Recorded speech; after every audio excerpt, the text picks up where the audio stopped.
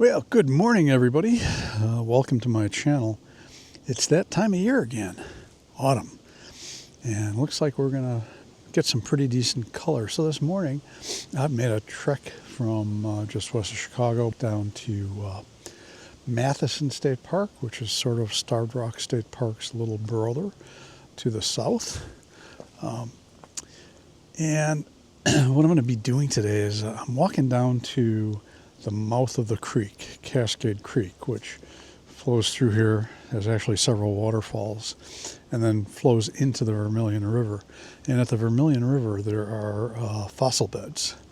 So, of course, Illinois, 400 or so million years ago, was underwater. It was an inland sea. I'm not even sure it was an inland sea, but it was part of the ocean.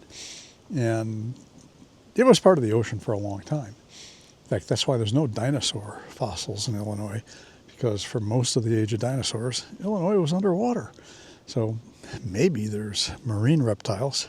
I don't know. Don't know if anybody's ever found one. So, but it's a really beautiful morning for a hike. I have brought just my new to me S5 Mark II with the Sigma 20 to 200 millimeter lens. Probably all I need for what I'm going to do today. And so come along, sit back, relax, and enjoy all of this autumn color. Well, I can't find the trail down to the river. Admittedly, I have not used that trail in probably a couple of decades, so it may not exist anymore. So what I may have to do is, when I'm done here in the Dells section of Matthiessen, is drive to the river area, and then I'm pretty sure there's a trail down to the fossil beds there. Oh well. Well, I think I found where the trail used to be. So I'm pretty sure this is a little ridge that runs down towards the river. And I think the trail used to run along this, but it's pretty obvious nobody's used it in a long time, if at all. And if you get caught off trail here, it turns into an expensive proposition. So I'm going to have to put off going to the river for now. Well, we got a nice example of human idiocy here. I don't know why people feel like the need to do this. You just mess it up for everybody else. Like, you don't need to leave your name here. Nobody cares. But they do care about you screwing up the natural environment. Since I can't go to the river, I'm going down into what's called the Lower Dells. So there's the biggest waterfall here in Matthiessen is in the Lower Dells. It actually is Cascade Falls, which divides the Upper Dells from the Lower Dells. And last time I was here, because it was about a year ago, you couldn't even go down here because the Vermilion River flooded, and the floodwaters reached all the way back up this canyon. So there was no way to walk around down here. Anyway, well, it's rained in the past few days, so if I'm at all lucky, there's water coming over Cascade Falls. But autumn is not the best time for waterfalls in this area, because they tend to dry up during the summer, and even with rain, they don't get as big as they are in the spring.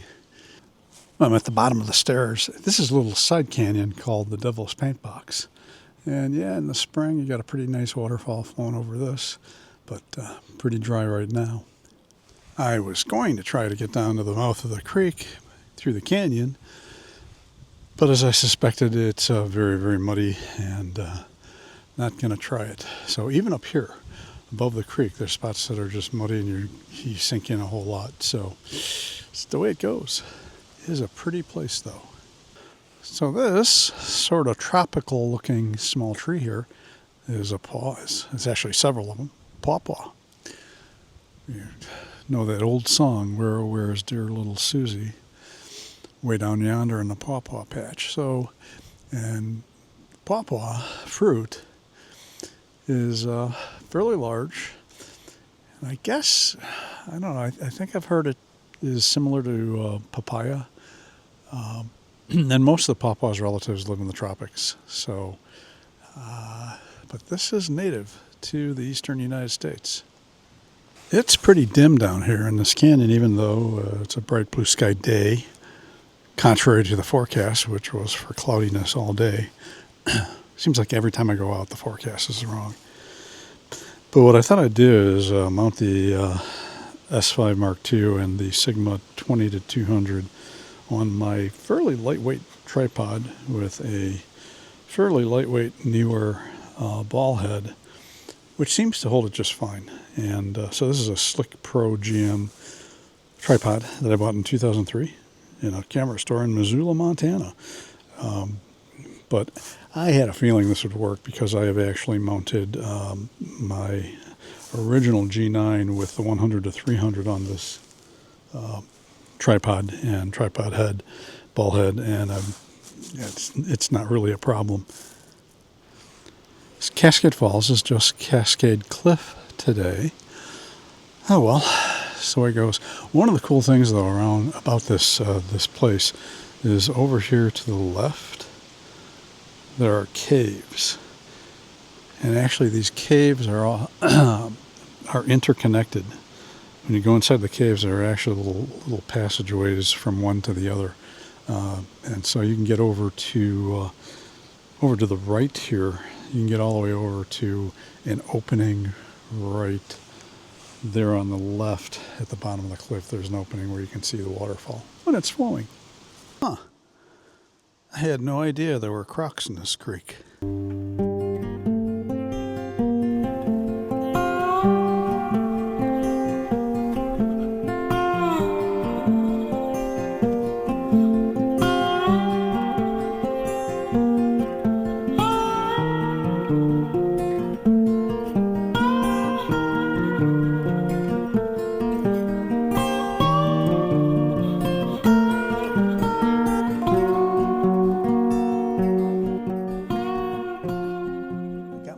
I got my wish. It's now gotten quite overcast, and I'm kind of heading for home. Made a stopover in Starved Rock at Illinois Canyon, and the reason I'm going to take a little walk here is there's no ups and downs. Go over to Matthiessen, you got to walk down the stairway to down into the dells, come back up.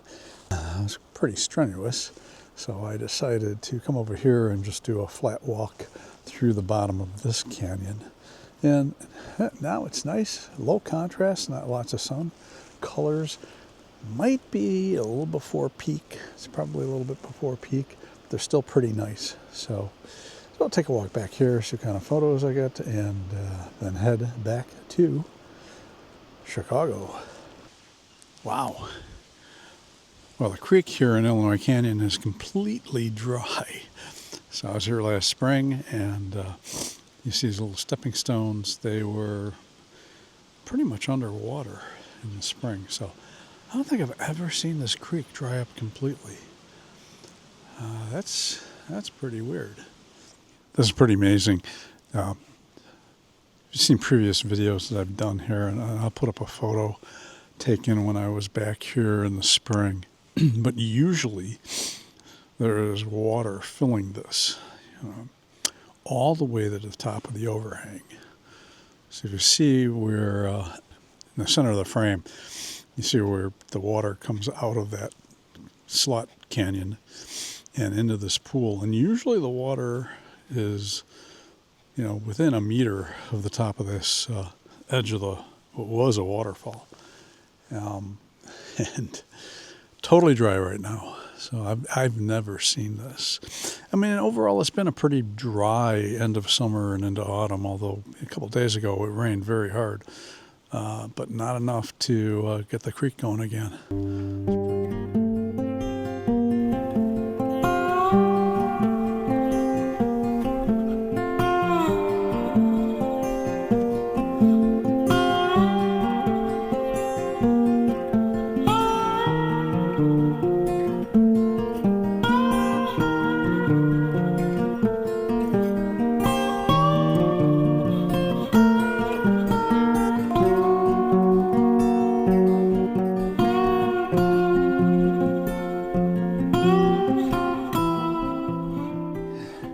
I'm back at home. Actually, that was a couple of weeks ago now. Been really quite busy with the photojournalism thing. A lot of things happening, as you might expect, given what the government's been doing in this area, and I've been having to cover some of that. And the 20 to 200 millimeter Sigma has been quite a boon in that coverage. So I'll probably do another video about that with showing some of those photojournalism images. But that trip down to Matthiessen Starved Rock, I have never seen it so dry. And the thing that's interesting is, especially in the dells at Matthiessen, is the bottom of that canyon gets very little sunlight. So even though it's been dry, there's still a lot of mud down there. So there's you know, still water in areas. But I don't think I've ever seen it where there isn't any water at all flowing. I mean, usually it dwindles to like a trickle, but completely dry. So that's unfortunate. But of course, springtime is the time for the waterfalls there, because those streams are essentially intermittent. So after spring, the runoff stops, and they get fairly dry. But I will say that this lens, the Sigma 20 to 200 millimeter lens, is, in my opinion, this is pretty much a remarkable achievement in being able to have a lens that goes from ultra wide to 200 millimeter telephoto and be as sharp across the frame as it is at really most apertures. I mean, wide open, any softness that you see is right towards the corners, and to me, not a big deal. Another video I think I probably want to do is bokeh. So, of course, you know, you're not going to get real shallow depth of field with this lens, but it is possible to do. If you look at that previous video that I put up of autumn video, there's plenty of bokeh that is to be had if you do this right and you have the background far enough away from your subject. There are viewers that say the bokeh is busy and there's onion ringing in the bokeh balls, which in a lens with aspheric elements, that's relatively common. That doesn't bother me, you know, mainly because, you know who cares a lot about bokeh?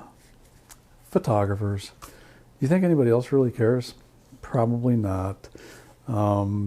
Maybe. But I've never had anybody look at a picture and go, "Ooh, that's horrible bokeh." So, but that was a nice trip. Nice to get out and get away from the city. So if this was useful to you, please pop that like button, a thumbs up button. If you have any questions about this lens, my experience so far, please leave it down below. And if this was helpful, I do have a Buy Me a Coffee link down in the description, and that'd be great if you want to do that. I'm Todd Banner. I will see you next time.